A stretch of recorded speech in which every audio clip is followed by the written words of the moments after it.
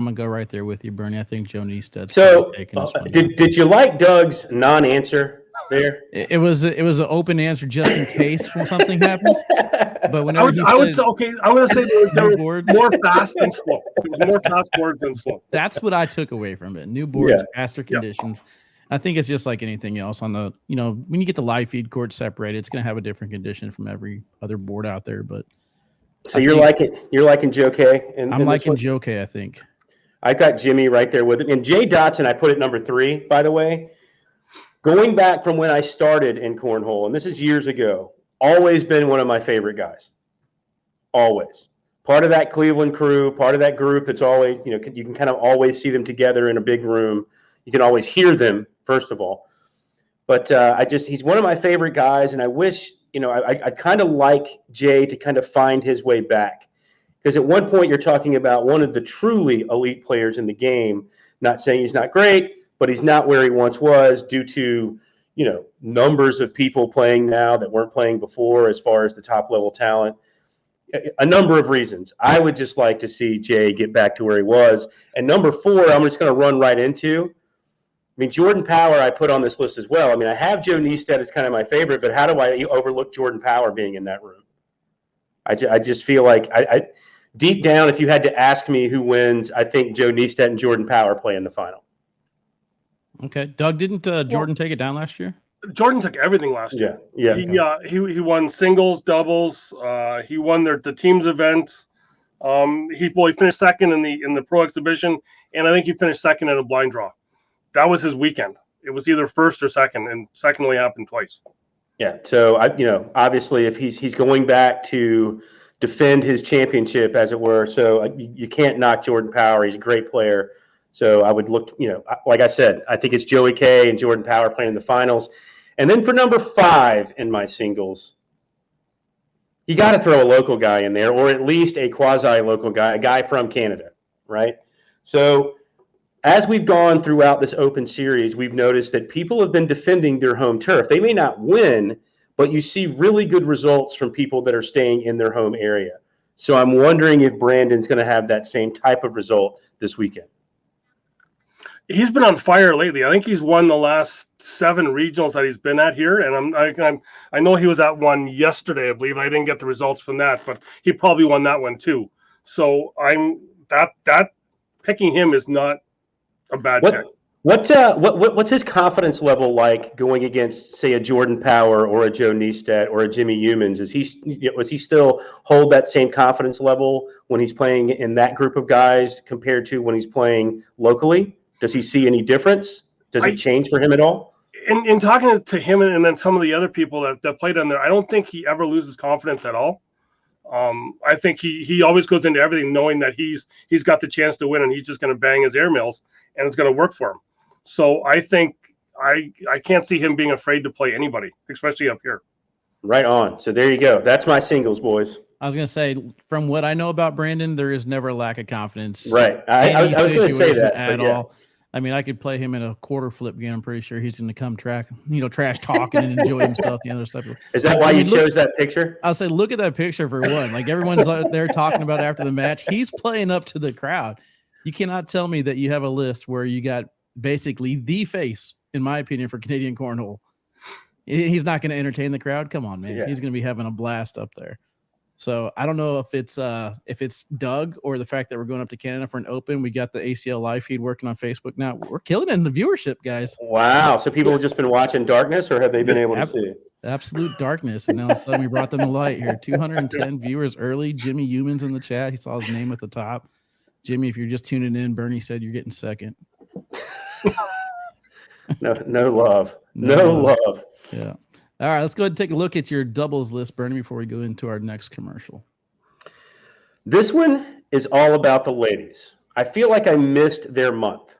It was International Women's Month last month, I believe. Or is that this month? You guys, it's still going on. Is it? I hope so. I'm so confused on what day it is. So this one's all about the ladies for me. And so I start with, now it's not a full lady squad, but you got Bella Suprenant and Gavin Cano. Gavin Cano has been an absolute beast in the last 5 months. Bella also trending upward towards the second half of last season, going into this season, trending upward. I think there's a lot of game in that young lady, a lot of game that she's yet to even discover. So I look for them to do serious damage across the border this weekend. It's a long drive, though. I think they drive to everything. So they do, but they do get to see quite a bit of the country, don't they? They do. But yeah, they've been practicing every single day, and like you said, Gavin's just been on an absolute tear. I mean, gosh, going back probably now a whole month, he's just either had the best partner, brings in the best partner, or randomly draws the best partner there at the tournament. So this time he's bringing his own. And he seems to be shining in doubles, right? It seems like doubles is his where the showcase really happens a lot of the time. Yeah, we kind of talked about it a little bit with Donkey, but he loves the spotlight now. Gavin is not a stranger to the main court. Mm-hmm. He loves getting the attention. He loves getting the recognition. So I'm sure he's out there somewhere fist pumping that he's on your list. But I feel bad for Bella because, like, Bella's been on an absolute tear. And then we saw Cheyenne this last weekend just make quick work of everybody in the women's division. But it's not like Bella lost a step. It's just, it was just Cheyenne's. You know what I mean? She was just there. So Bella could get right back on track in the winning ways here with Gavin. I like that. Two other ladies that I like a lot. Sam Finley, we've talked about. Maddie McBride, I think in the next 5 years is going to be a name that you see on television quite a bit. At some point in the next 5 years, people will get very familiar with the name Maddie McBride in cornhole. Those in the know already are, but I think the future is going to be bright for Maddie. I'm not saying anything. I'm just saying it. You know what I'm saying. I know what you're saying. But those outside of the ACL that aren't as familiar with her, the girl can flat throw bags, period. And Sam, you and I have talked about it. Sam Finley's always been one of the best women out there. I think she still has a step to go. And I think she chose a great partner for this weekend because you don't have to worry about what's coming back when you're playing with Maddie McBride. You're going to get a solid partner there. So watch. It's a team I wouldn't want to play. Put it that way. That's the best way I can put it. I still want to see Maddie kind of grow up a little bit mentally on the boards. Like Sam is going to be the perfect person for her to learn this from because Sam can just brush off a miss or a bad shot. And she'll laugh about it in 2 seconds. Maddie, on the other hand, you could tell by the color of her face how that game is going. If she starts turning bright red, that's true. Sam better look out. Sam's going to have to call a timeout and go give her a hug. But I do like the pairing. I think that they could, learn a lot from each other. Well, I think for Sam, she may be setting a precedent for what she's going to be doing because last year she brought Chris Kingsbury as a partner who no one really knew about, and then all of a sudden just kind of became big. Now she's got Maddie that, like you're saying, that a lot of people don't know about that are going to find out here. So maybe she's just kind of using the Canadian Open just to groom some better players. There you go. You going across the border, setting them up for future success in the States. I like it, Doug. I like where your head's at. Number 3, Lori Dool, Miranda Coy. What can you say? I think, to be honest, if every player could have Lori Dool's mindset, I think it would take everyone's game up a notch. At her size, and she's probably going to punch me when she sees me next for saying this. I don't know if her talent level is as high as some of the people that she beats. But she's not going to beat herself more often than not. You know what I'm saying? She's going to give you everything she has on the boards. Will she have a bad round? Yes. Will she have a bad game? Yes. But it's not because she's not trying her absolute hardest. She's never going to lose focus. She's always going to be dialed in, and she's always going to fight. And I think that's all you can ask from any type of athlete in any sport they play. And so partnering her up with Miranda Coy, who's another female, uber talented, willing to play the dirty game, which honestly most females don't play. There are a few. I think Bella's another one that'll play that way. I think that's a team that you better, if you get Lori Dool's A game and Miranda's role is working, super dangerous twosome here. Well, see, I was going to ask you on that. I mean, we're not really seeing Miranda roll anymore. I know she throws the surefires, so it's possible to roll with them, but you have to exaggerate a lot. And why do you think that is? Do you think she just wanted to get out of that style because it was hurting her? I feel like, honestly, it's Lori's go-to bag right now. I'm not sure if they had discussions in Austin. I mean, they throw a lot. Miranda moved down to Florida now. I'm not sure if she's actually living with Lori or close. She was at one point, yeah. Yeah, but I mean, they're throwing together, and I think Miranda's really got a lot of focus on her doubles game this year. So I haven't had a chance to talk to her with it, but it's almost weird seeing the roll queen not roll. Right? Exactly. And they both had a lot of success here last year when they were up for the Open. And remember, this is kind of a home game for Lori as well. Yeah. She only lives like 10 minutes away. Right. From Right? the Buffalo area. Yeah. And if anyone remembers the live feed last year with Trey and I, she was actually out buffaloed by someone wearing more Bills gear than what she was wearing in one game. She looked very confused. She had to have been out Buffalo Bill by someone in the arena there's no way that could happen. It was someone she was playing against. They were on the other side of the board. So she did not play well then. She had to be completely flummoxed in that game. I think they squeaked it out. But Number 4, Danny Seals, Yeti Irwan. Yeti Irwan, I think, has a high, well, to me, she had a higher singles rating out of last season than anyone would have thought. I wouldn't have thought. She was the second highest rated, was it second or third highest rated female in the singles division? Now, if you line them all up and you say, all right, give me your top 5, I don't know if people would have put her that high up. Because obviously Yeti's going to be a sleeper no matter what list you put on the females, because Yeti's always been very, very consistent. She puts in the work, but she doesn't have the resume that everyone else does, but skill level's definitely there for sure. Yeah. And is it time for Danny Seals? I feel like we need more from Danny Seals. And maybe this is a good weekend to show that. I don't know if we've seen the best representation of Danny Seals in a while. I'll tell you what, man. In the off season, I saw Danny Seals and Yeti Irwan pairing up, and I was just kind of like, "What?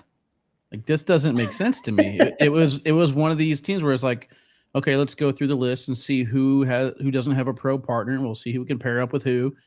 But I gotta say, man, following these open brackets, looking at it, Danny Seals and Yeti Irwan are making deep runs, and they're very impressive working together. And I think it's because they're both all about the business. Yeah, just go to the board, handle your own, and we'll go deep in tournaments. So I'm actually impressed with what I've seen out of Danny Seals and Yeti Irwan, even though they definitely weren't on my radar at the beginning of the season. And number 5, ending out my singles and doubles, Tracy and Nick.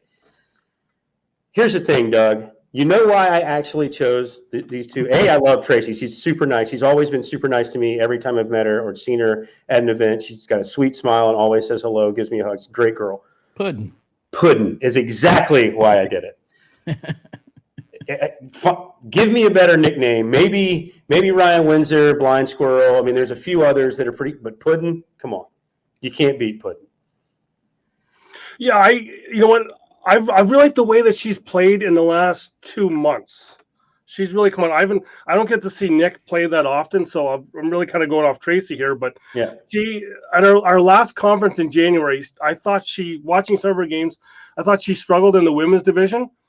Kind of made up a bit better in the doubles on the Saturday, but then the Sunday in the singles, she threw lights out and went deep in that, which is farther than what she had before. So she was one better, and then seeing some kind of the results in some of the regionals, she's starting to kind of get up there. So she's starting to get better, and I have always said with her is that she needs confidence, and I think that confidence is starting to come in now. So I think she's coming into this tournament hot. So I'm really looking forward to seeing what she's going to do. Yeah, that's such a good point, Doug, because confidence, I don't care what sport it is, you can see, and we're talking professional athletes, you can see guys or girls, depending on the sport, when their confidence is gone, completely shot. Same player 1 year prior, lighting it up, the whole world's their oyster, can't miss anything, can't drop a ball, can't do anything wrong, right? Mm-hmm. And then something happens, some switch gets flipped, and all of a sudden they're second guessing themselves. And I don't care what sport it is, if you're not feeling your best emotionally and internally about your game, I don't care how good your skill level is, you're not going to perform well. So you saying her, if she can just get that little bit of confidence, maybe it's this weekend, maybe it happens for her. Yeah, because if you watch her, you'll see her. You can almost tell how she is because the hat will be down over the eyes. She's kind of not wanting to see anything. But she on that Sunday throwing singles, the hat was up. You could see her face, and it was just the confidence was just kind of oozing from her, and it was nice to see with her doing that long run. Yeah, I can't remember where I met her, if it was Salt Lake City or Vegas, one of the early nationals. And, everyone's over here for the ESPN broadcast getting ready to happen. And then she's over here throwing by herself on these boards, just practicing nonstop. So I know the passion's there. Hopefully she gets just kind of relaxed a little bit on home turf and get to see Puddin's best stuff. But all right, we'll take another commercial break. I mean, Gavin Cano is all about your pick, Bernie. He already said he's taking down doubles.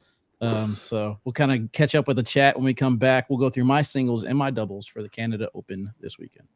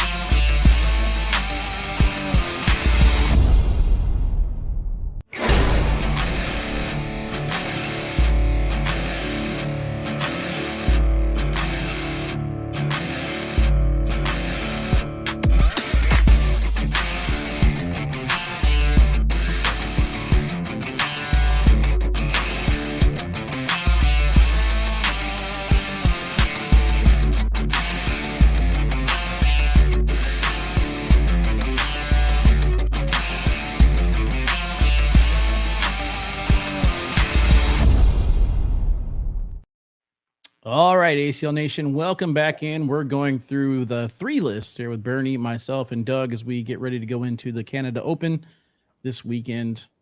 I'm going to go ahead and hit the singles button here. You guys ready? Fireworks, drum rolls. Let's do it. Do it. All right, let's go. Pow. There we go.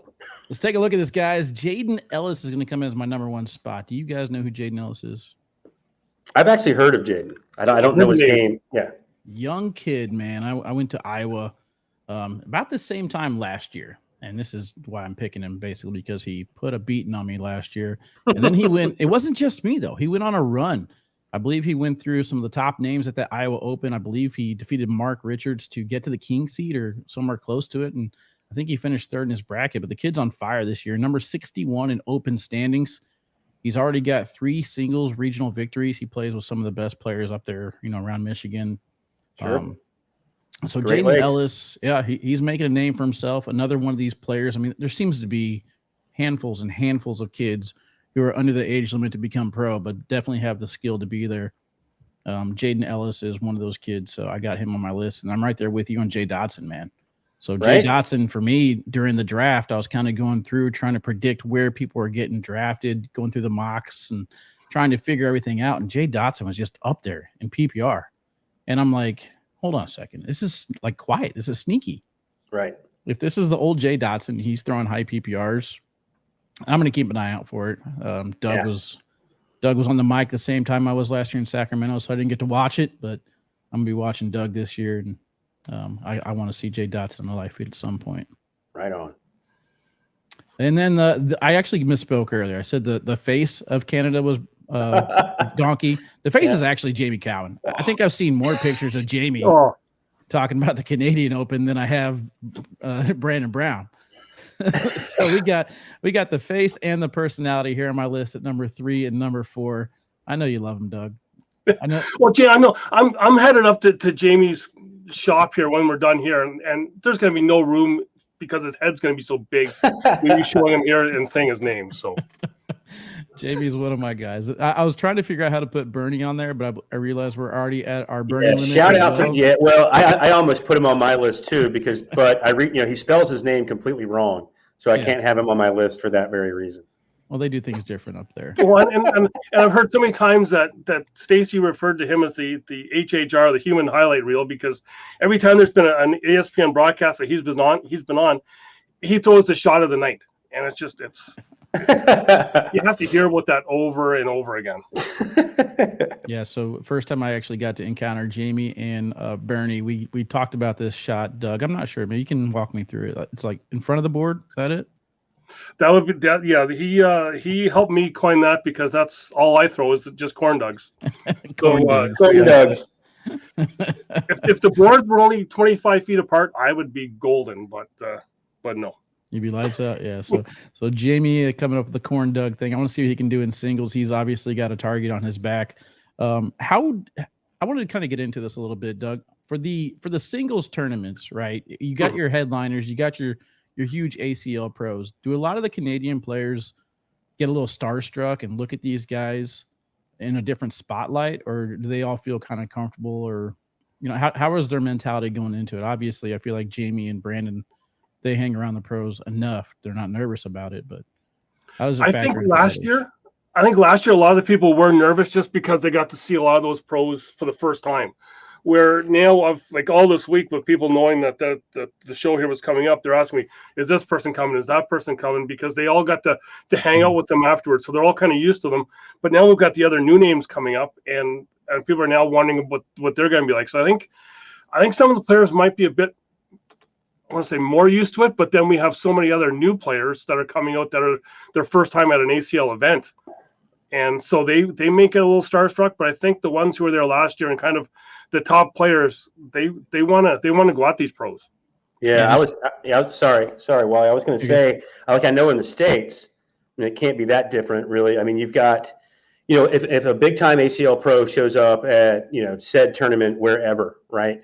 The really good players in that region want to take that person down. Like, they're pretty excited that they're there and it's kind of awesome, but they want to beat that person bad. Like, that becomes the target, right? Is that kind of the same thing now? When an ACL pro comes up to a Canadian tournament, it's like, that's the person we're taking down right there. I think so, yeah, because it's even for our tournaments here. We got, like I said, Brandon has won the last 7 regionals, and people are wanting to go at him up here now. So it's people up here. It's like I said, it's getting bigger, and a lot of people are wanting to take that shot at the bigger names. That's good. That's what it's all about, too. You got to have that fire in you. If you just kind of want to sit on the sidelines and watch, you're not going to get very far. But if you're actually wanting to take them on, that's going to help you improve your game quite a bit. And I'm hoping, that I would love to see a Canadian win this Open in singles. Wouldn't it be awesome? Seriously, wouldn't it be awesome? It would. It would. Number 5 on my list, though, Timmy Jonas. I think we're seeing a different Timmy this year. Not sure if you guys had a chance to listen in Winter Haven or not, but during one of Timmy's matches, Trey Ryder was actually on the mic with me. We're talking about Timmy Jonas as possibly a comeback player of the year. Really, my only time to see him during single, or actually doubles play, I think it was, but my only time to see him this year on the broadcast court, and he definitely impressed me. Seems like his airmail is on. He seems to be in control of each round.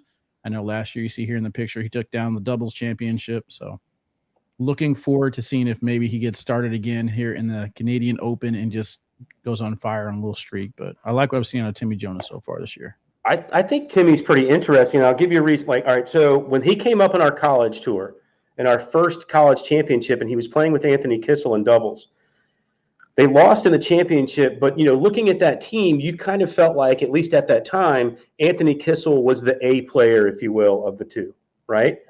But ever since that point, it's almost as if, Timmy's like, what? I really want to be I really want to be a cornhole professional. And he's kind of he's a grinder. And he's been grinding to the point, I think it's also helped him, to have a significant other that loves the game too.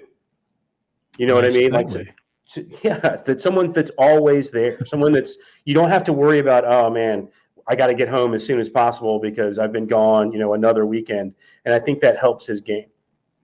Yeah, so good segue into my doubles pick because I got Timmy Jonas and Nicole Pratt on there. There we go. If you guys have seen any of their TikToks or social medias, they got that big shed or shack or whatever it is in the backyard that they built, and they're just out there practicing nonstop. And I'll tell you what, in Myrtle Beach was the first time I got a chance to see Nicole Pratt on the main stage. She looked like she belonged there. Yep. I thought she was more of a social media personality going into this, and she was very, very impressive out there in the women's division.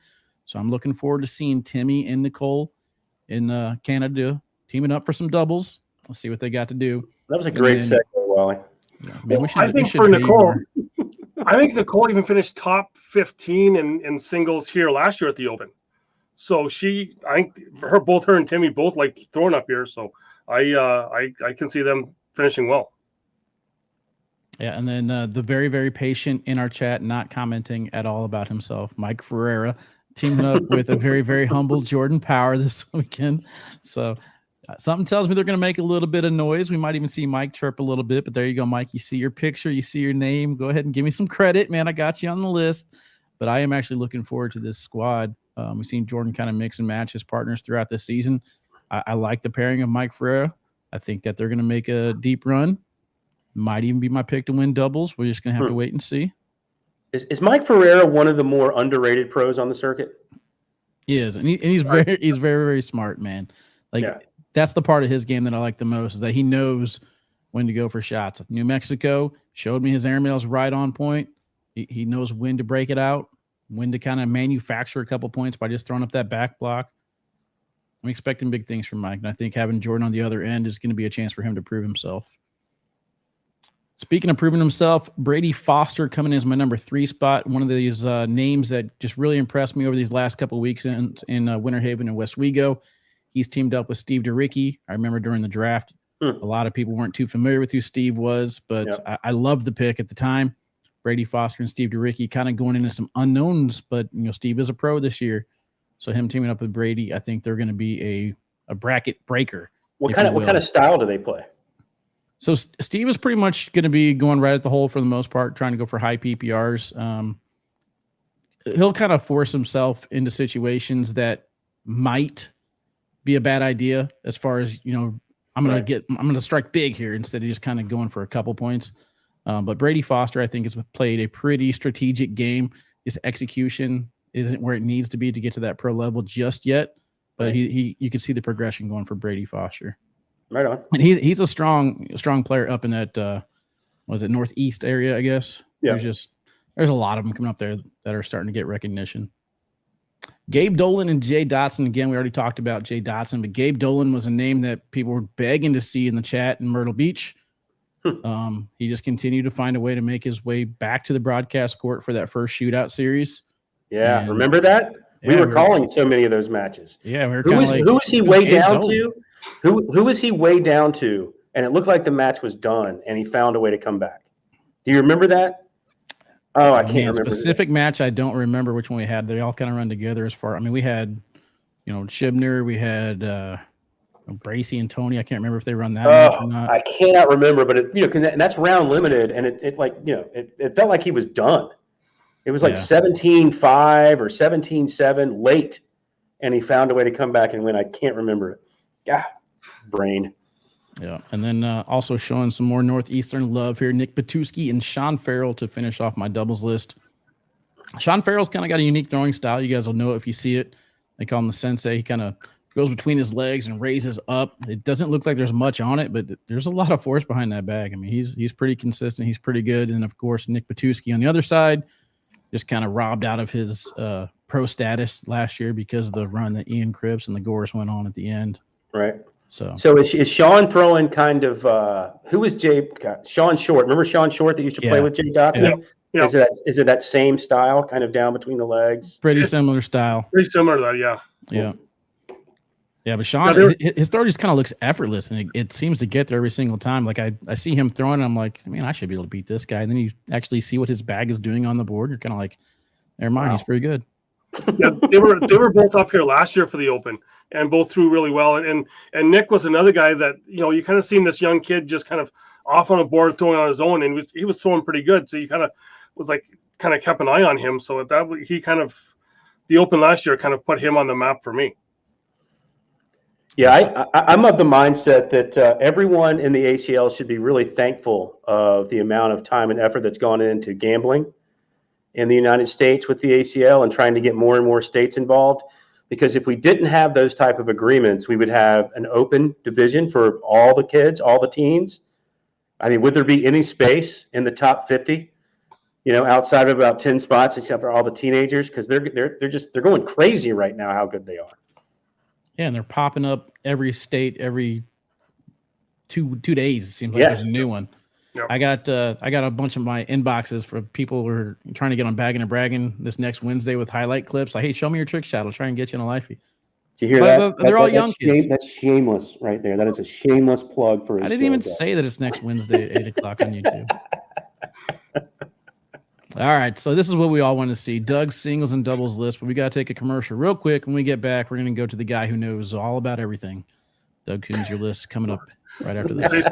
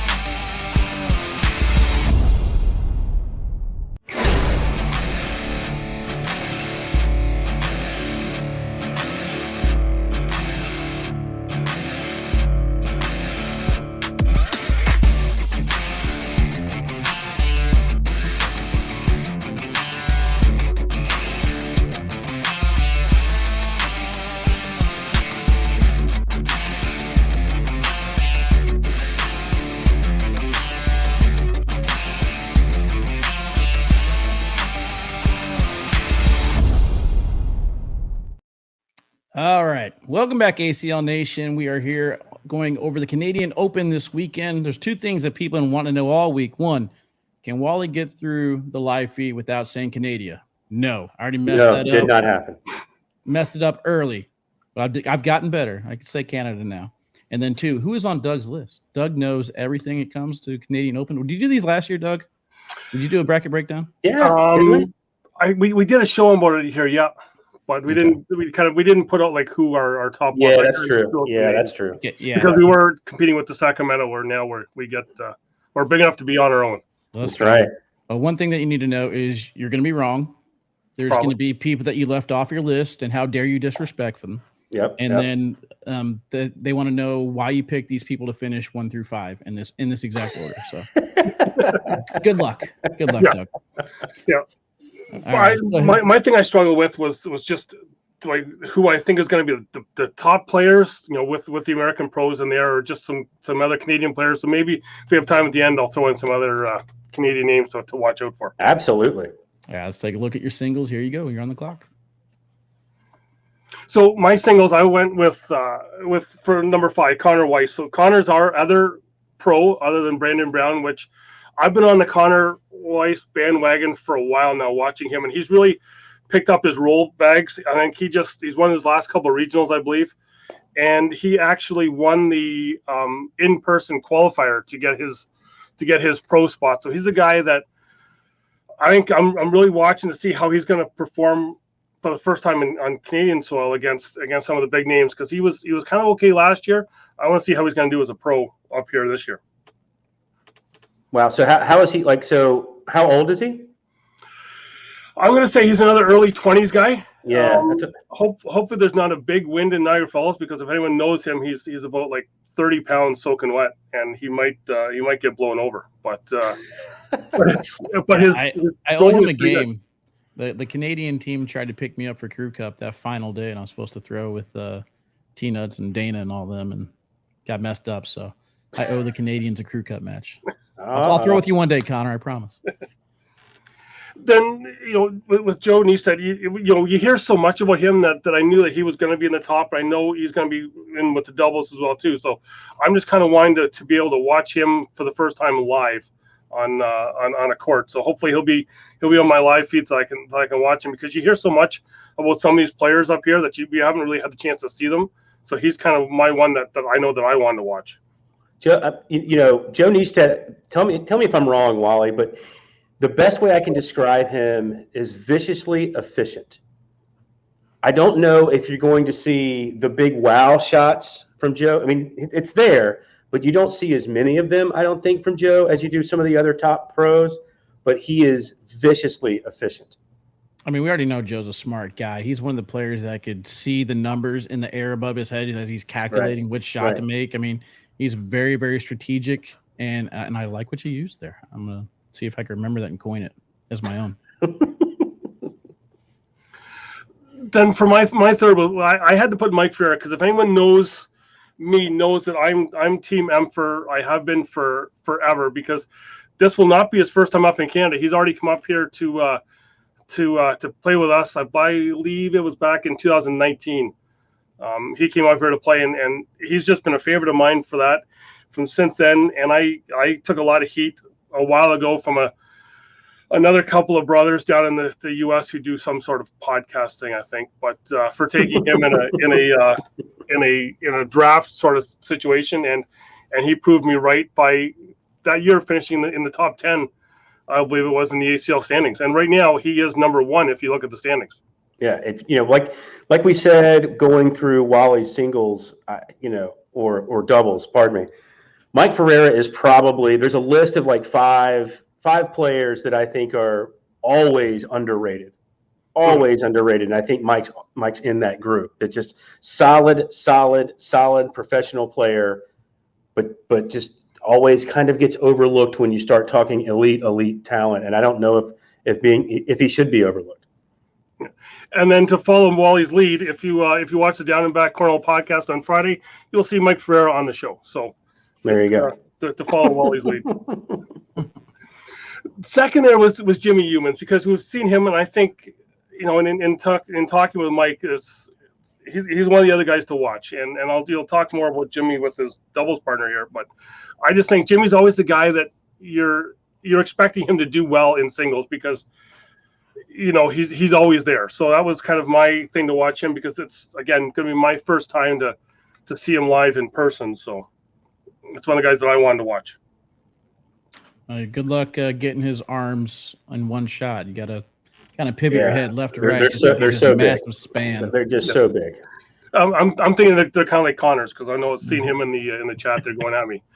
Then my top one, like I said, he won everything last year. So how can you not go with Jordan Power to come back up and repeat up here? Because he was the guy that I know I'll keep quiet while he's on my live feed, because he actually even chirped me during middle of the game last year. But no, he was just a guy that you really, because you see that persona, and it goes for almost all the pros. You see that persona of them on the boards, but then seeing them away from the boards, and they're a totally different person, right? Which I think he won a lot of people over that way, because he was just so personable, and then can just turn it on the boards and just kind of destroy everybody. So I'm thinking that he's going to come back up and repeat with a total power move. I think he needs it, quite frankly. And I love Jordan Power, but I think Jordan Power needs – needing a win is kind of a tough thing to say, considering the talent level in the ACL and even at the Opens. I feel like he needs a really big tournament, because even though he gives you the bravado, I think there are times his confidence can wane. And I think he needs a big showing. Well, hopefully he can find something up there. It seems to be his cure-all. He's coming off of the health thing, so hopefully we can get back into form, and this would be a good test to get him ready for the national season. Mm-hmm. Let's take a look at your doubles picks now, Doug. So the doubles picks with Team 5 there, they're a Canadian team that's just destroyed everybody this year that they've played against, which is Dave Dunlop and Glenn McNutt. Last year, Dave in his singles, I want to say that he finished top 3 in each one of the conferences in his singles, and he then turned that over to doubles, and he's playing with Glenn this year for the first time, I believe. So they already went and took down Connor Weiss and Tim Sanchi, who's another guy who's just right on the cusp of being a PDC or a pro player up here.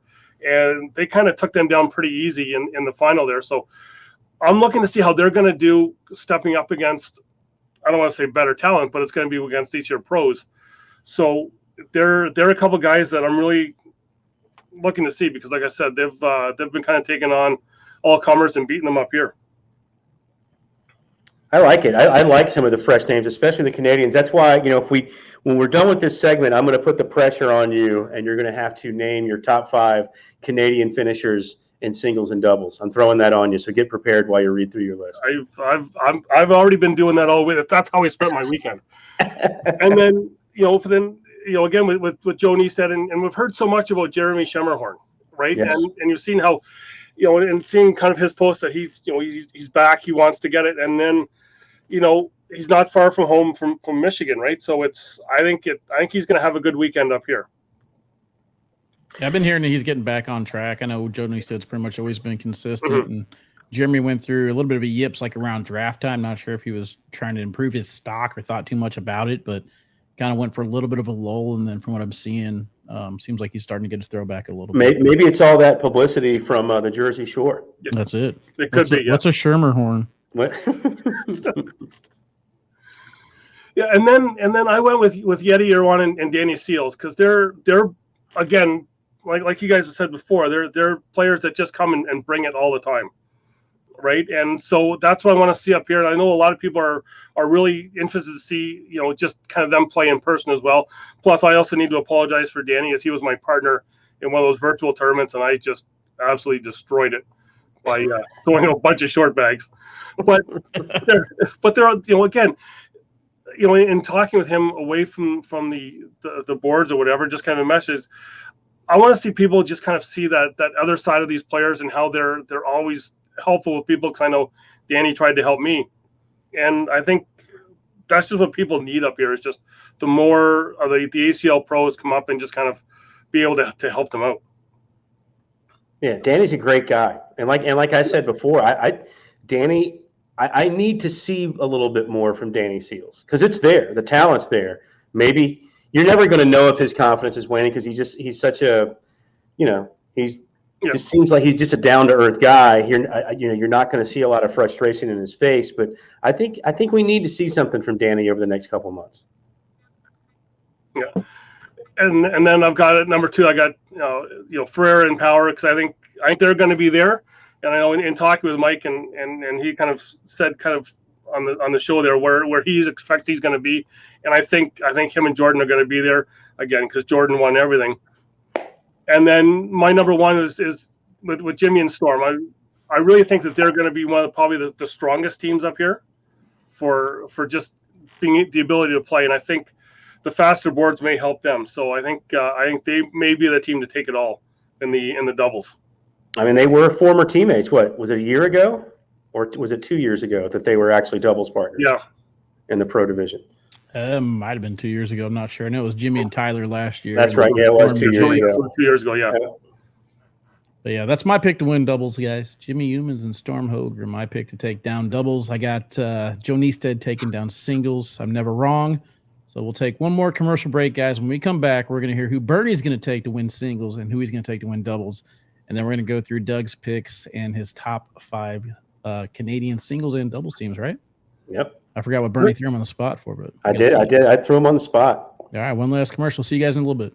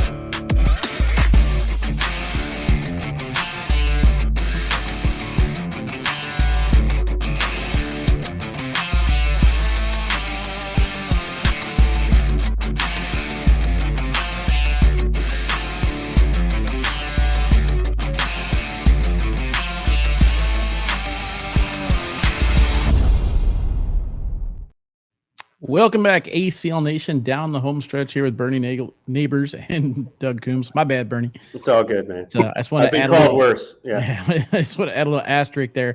I'm picking Jimmy and Storm to win doubles if Brandon Brown doesn't hit me up to play doubles with him. He was on my list for doubles earlier.